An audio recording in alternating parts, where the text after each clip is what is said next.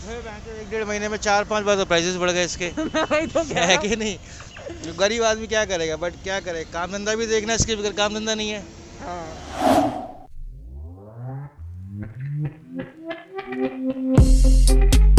Hello guys, कैसे हैं आप लोग? आप और मैं ये बहुत अच्छे से जानते हैं कि जो पेट्रोल के प्राइसेस हैं वो 100 के पार है।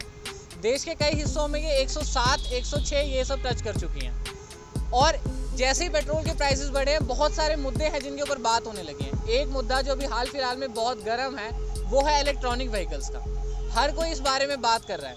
एक सर्वे के अकॉर्डिंग ये कहा जाता है कि 2025 तक सड़क पे मौजूद 33% गाड़ियाँ, यानी कि हर 3 में से एक 2 पहिया वाहन जो होगी इलेक्ट्रॉनिक होगी। इलेक्ट्रॉनिक वाहन के बहुत से फायदे और बहुत से नुकसान हैं, लेकिन ग्राउंड रियलिटी क्या है?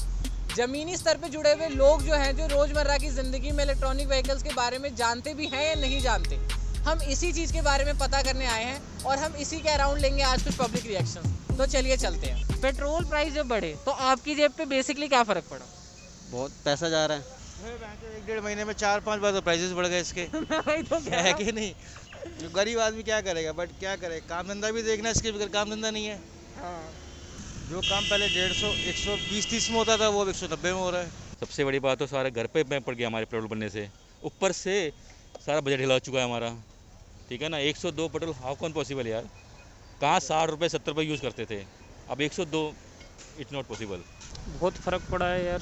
मतलब यही है, हम तो डेली ऑफिस आना जाना रहता है, तो सैलरी भी उतना नहीं है। अब डेली पॉकेट पे पड़ा ही है असर का। बजट पे बेसिकली इम्पैक्ट पड़ा है।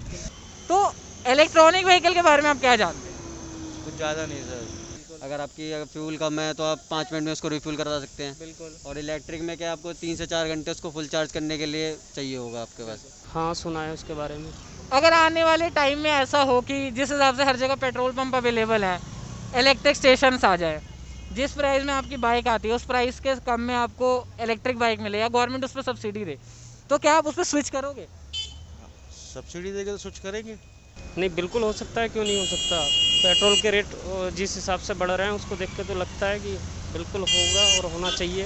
हो भी सकती है, इसके प्लस पॉइंट भी है और माइनस भी है। बिल्कुल आएंगे सर, डेफिनेटली आएंगे। जैसे अब इलेक्ट्रिकल आ रहा है, इलेक्ट्रिकल आ रही है, तो मैं तो इलेक्ट्रिक में जाऊँगा, अपने घर की बिजली यूज़ करूँगा, क्यों एक पेट्रोल का दूंगा? जो है बिजली उसको दूंगा मैं, सीधी सी बात है। डेफिनेटली क्यों नहीं करेंगे? अगर जहाँ पे आपको चीप लगेगा आप वहीं जाओगे ना, डेफिनेटली वहीं जाओगे। सो बेसिकली बारिश की वजह से मैं ज़्यादा लोगों से बात नहीं कर पाया, पर जितने लोगों से मैंने बात करी on the camera and off the camera, I realise कि लोगों को ऑप्शन तो पता है। अभी भी लोग अवेयर है कि इलेक्ट्रॉनिक स्कूटीज़ जो है या इलेक्ट्रॉनिक व्हीकल्स जो हैं वो मार्केट में अवेलेबल हैं, वो ईजिली स्विच कर सकते हैं। लेकिन जो सबसे बड़ा लिमिटेशन, जो सबसे बड़ी हर्डल उन्हें रोक रही है वो है प्राइस। हम सब जानते हैं कि जो इलेक्ट्रॉनिक व्हीकल्स हैं उनकी जो इनिशियल कॉस्ट होती है वो बहुत ज़्यादा महंगी होती है। साथ ही साथ जो हमारे चार्जिंग स्टेशन हैं वो दिल्ली में दिल्ली या ओवर द नेशन कहीं भी बहुत ज़्यादा अवेलेबल नहीं है।